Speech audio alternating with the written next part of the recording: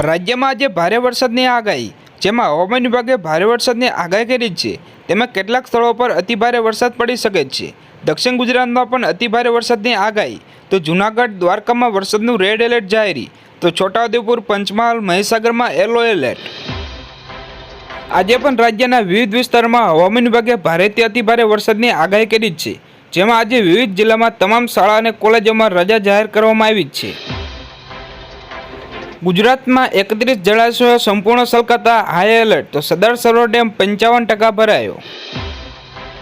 25 જુલાઈના રોજ આટલા વિસ્તાર સાવધાન. ભાવનગર, વલસાડ, દમણ, દાદરાનગર હવેલીમાં ઓરેન્જ એલર્ટ આપવામાં આવ્યું. તો ગીર સોમનાથ, દીવ, સુરત, નવસારી અને ડાંગમાં યલો એલર્ટ આપવામાં આવ્યું.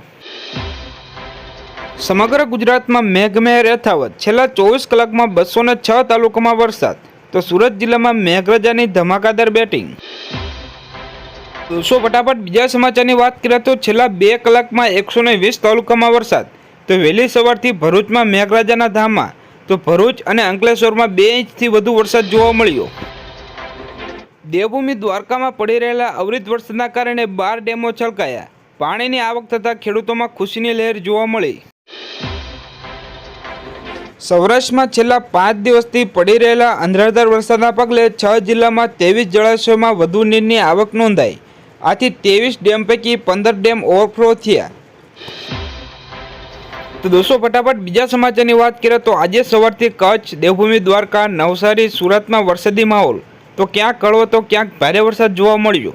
ત્યારે હવામાન વિભાગ દ્વારા આપવાની આગાહી અનુસાર આજે કચ્છ, દેવભૂમિ દ્વારકા, પોરબંદર, જૂનાગઢ, રાજકોટ, ગીર સોમનાથ, નવસારી, વલસાડમાં અતિભારે વરસાદની શક્યતા. તો દોસ્તો ફટાફટ બીજા સમાચારની વાત કરીએ તો આગામી 7 દિવસ માટે હવામાન વિભાગે વરસાદને લઈને આગાહી કરી છે. જેમાં નવસારી, વલસાડ, દમણ અને દાદરાનગર હવેલીમાં ભારેથી અતિભારે વરસાદ પડવાની સંભાવના વ્યક્ત કરાઈ છે. તો ભરૂચ, સુરત, ડાંગ, નવસારી, તાપીમાં અતિભારે વરસાદની આગાહી. તો અમદાવાદમાં પણ વરસાદની આગાહી કરવામાં આવી છે. તો સૌરાષ્ટ્ર અને કચ્છમાં ભારે વરસાદની આગાહી કરવામાં આવી છે. કચ્છ જિલ્લામાં વરસાદનો બીજો રાઉન્ડ શરૂ. તો માંડવીમાં 6 ઇંચ, નખત્રામાં 5 ઇંચ અને મુન્દ્રામાં 4 ઇંચ ધોધમાર વરસાદ જોવા મળ્યો. તો આજે 24 જુલાઈ અને બુધવારે આટલા જિલ્લા સાવધાન. અમરેલી, ગીર સોમનાથ, વલસાડ, દમણ, દાદરાનગર હવેલીમાં રેડ એલર્ટ આપવામાં આવ્યું. તો જૂનાગઢ, રાજકોટ, ભાવનગર, સુરત, તાપી, ડાંગમાં ઓરેન્જ એલર્ટ આપવામાં આવ્યું છે. જ્યારે ભરૂચ, નર્મદા, બોટાદ, દ્વારકા, પોરબંદરમાં યલો એલર્ટ આપવામાં આવ્યું છે. તો દોસ્તો ફટાફટ બીજા સમાચારની વાત કરીએ તો ખેડૂતો માટે સારા સમાચાર. પાક સંગ્રહ માટે 50 કરોડ રૂપિયાની જોગવાઈ. તો રાજ્યના ખેડૂતો સમૃદ્ધ અને સ્વનિર્ભર બનવા માટે મુખ્યમંત્રી ભૂપેન્દ્રભાઈ પટેલના નેતૃત્વ હેઠળ રાજ્ય સરકાર દ્વારા એક પછી એક ખેડૂતના હિતમાં સતત નિર્ણય લેવામાં આવી રહ્યા છે. તો ગુજરાતના છેલ્લા કેટલાક વર્ષો દરમિયાન બાગાયતી પાકોનું વાવેતર અને ઉત્પાદન કરવામાં આવ્યું છે. તો બાગાયતી ઉપજોનો બગાડને અટકાવવા તેમજ ખેડૂતોને સારા બજાર ભાવ મળી રહે તે માટે રાજ્ય સરકાર દ્વારા આ યોજના અમલમાં મૂકવામાં આવી છે. તો રાજ્ય સરકાર દ્વારા બાગાયતી કરતા ખેડૂતોને પોતાના ઉત્પાદન સારી રીતે સંગ્રહ કરી શકે તે માટે 10,000 મેટ્રિક ટન ક્ષમતા સુધીનું કોલ્ડ સ્ટોરેજ ઊભા કરવા અંગેની યોજના અમલમાં મૂકવામાં આવી છે. તો દોસ્તો ફટાફટ બીજા સમાચારની વાત કરીએ તો ગુજરાત પર હાલ 2 વરસાદી સિસ્ટમ સક્રિય છે. જેના કારણે આગામી 7 દિવસ ગુજરાતમાં વરસાદની આગાહી આપવામાં આવી છે.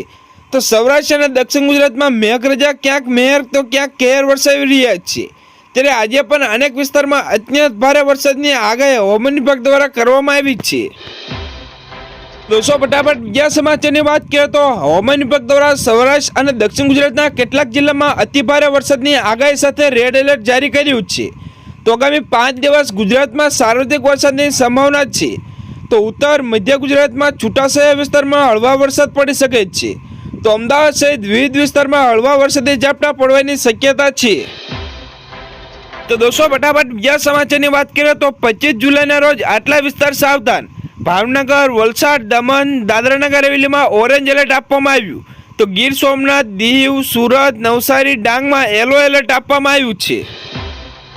દોસ્તો ફટાફટ બીજા સમાચારની વાત કરીએ તો સૌરાષ્ટ્રના 23 ડેમોમાં સતત પાણીની આવકમાં વધારો થતાં 15 ડેમો ઓવરફ્લો.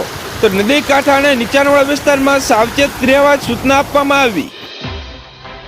દોસ્તો ફટાફટ બીજા સમાચારની વાત કરીએ તો નાણામંત્રી નિર્મલા સીતારામણે મંગળવારે કેન્દ્રીય બજેટ રજૂ કર્યું.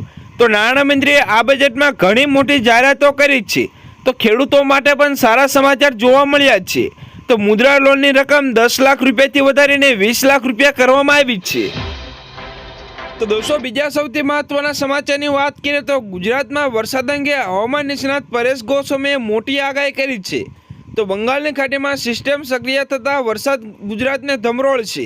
તો સુરેન્દ્રનગર, મોરબી, દક્ષિણ ગુજરાતના જિલ્લામાં ભારે વરસાદની આગાહી છે. તો મધ્ય ગુજરાતમાં આગામી 3 દિવસ ભારેથી અતિભારે વરસાદ રહેશે.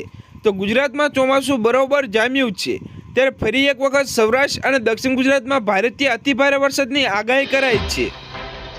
તો દોસ્તો ફટાફટ બીજા સમાચારની વાત કરીએ તો પીએમ મોદીએ બજેટ 2024ને લઈને સંબોધન કરી રહ્યા છે.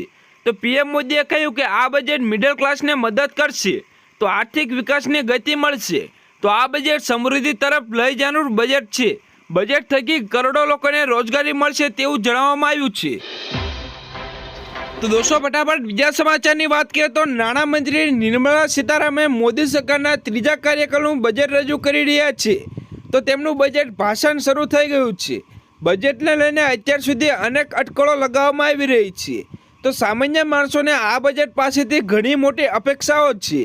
તો આ બજેટ 2047 સુધી ભારતને વિકસિત રાષ્ટ્ર માટે બનાવવાનો રોડમેપ આપશે, જે ભારતને $5 ટ્રિલિયન અર્થવ્યવસ્થા બનાવવાની બ્લુપ્રિન્ટ પણ તૈયાર કરશે. ગુજરાતમાં છેલ્લા 24 કલાકમાં 168 તાલુકામાં વરસાદ. દ્વારકાના કલ્યાણપુરમાં 11 ઇંચ વરસાદ, તો માણાવદરમાં 10 ઇંચ વરસાદ જોવા મળ્યો, જ્યારે જૂનાગઢના વિસાવદરમાં 9 ઇંચ વરસાદ જોવા મળ્યો.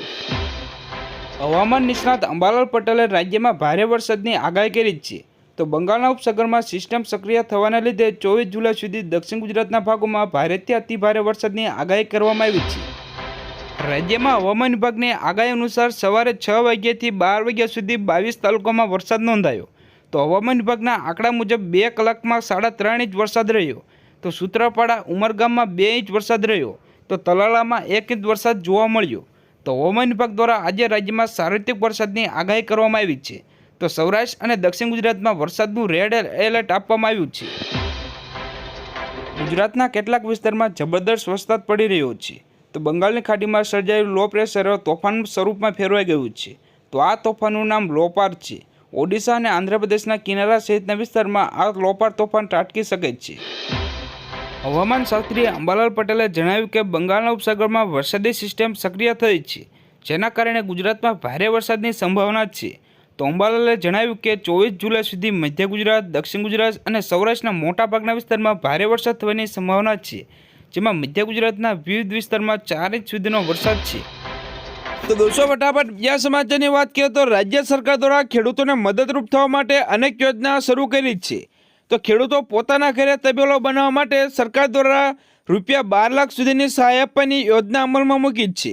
તો પશુપાલન વ્યવસાય સાથે સંકળાયેલા લોકો આ યોજના થકી તેઓનો વિકાસ થાય તે માટે રાજ્ય સરકાર દ્વારા પશુપાલન સાથે સંકળાયેલા લોકોને વધુમાં વધુ યોજનાનો લાભ લઈ શકે તે માટે ઓનલાઈન અરજી તેમજ ઓફલાઈન અરજી કરી શકે છે.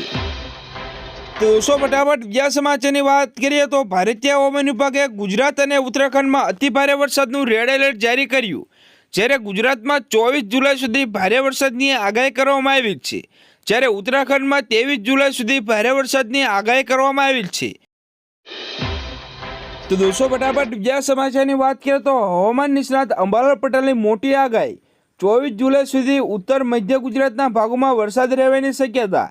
તો વડોદરા, આણંદ, નડિયાદ, કપડવંજ, જંબુસર, પંચમહાલ, મહીસાગરના કેટલાક ભાગોમાં વરસાદ થવાની આગાહી કરવામાં આવી છે. તો આ ઉપરાંત બનાસકાંઠાના ભાગોમાં વરસાદ નથી. તો આમાં રાધનપુર, કાંકરેજ ભાગોમાં ઝાપટાની શક્યતા છે. તો આ વખતનું હવામાન ઘણા ભાગોમાં સારો વરસાદ લઈને આવશે. તો જૂનાગઢ અને અમરેલીમાં ભારે વરસાદની શક્યતા રહેશે. ફટાફટ બીજા સમાચારની વાત કરીએ તો વાયદા બજારમાં સોના અને ચાંદી વિશે વાત કરીએ તો સોનાની કિંમત 71,000 રૂપિયા પર જોવા મળી, જ્યારે ચાંદીની કિંમત 89,368 રૂપિયા પ્રતિ કિલોની આજુબાજુ જોવા મળી. ફટાફટ બીજા સમાચારની વાત કરીએ તો હવામાન વિભાગની આગાહી પ્રમાણે આજે જૂનાગઢ જિલ્લામાં કાળા ડિબાંગ વાદળો સાથે વરસાદી માહોલ છવાશે. તો આજે સવારથી અવિરત ધોધમાર વરસાદ પડી રહ્યો છે, તો સમગ્ર જિલ્લામાં સતત વરસી રહેલા વરસાદથી ચોરતર પાણી થઈ ગયું છે. તો એક દિવસ વિરામ બાદ ફરી આજે મેઘરાજા ધમાકેદાર એન્ટ્રી કરી છે. ફટાફટ બીજા સમાચારની વાત કરીએ તો પોલીસ ભરતીની તૈયારી કરી રહેલા વિદ્યાર્થીઓ માટે સારા સમાચાર. તો સુરતની મુલાકાત દરમિયાન ભરતી બોર્ડના અધ્યક્ષ હસમુખ પટેલે ખાનગી સમાચાર ચેનલને ઇન્ટરવ્યૂમાં પોલીસ ભરતીની શારીરિક અને લેખિત કસોટી અંગે વાત કરી હતી. તો તેમણે કહ્યું હતું કે પોલીસ ભરતી માટે શારીરિક કસોટી ચોમાસા બાદ થશે. તો ફટાફટ બીજા સમાચારની વાત કરીએ તો સમગ્ર ગુજરાતમાં છેલ્લા કેટલાક વર્ષ દરમિયાન બાગાયતી પાકો અને ઉત્પાદન વધ્યું છે. તો બાગાયતી ઉપજોને બગાડ અટકાવવા તેમજ ખેડૂતોને સારા બજાર ભાવ મળી રહે તે માટે રાજ્ય સરકાર દ્વારા નવી યોજના અમલમાં મૂકવામાં આવી છે. તો રાજ્ય સરકારે બાગાયતી ખેતી કરતા ખેડૂતો માટે ઉત્પાદન અને સારી રીતે સંગ્રહ કરી શકે તે માટે 10,000 મેટ્રિક ટન ક્ષમતા સુધીનું કોલ્ડ સ્ટોરેજ ઊભા કરવા અંગેની નવી યોજના અમલમાં મૂકવામાં આવી છે.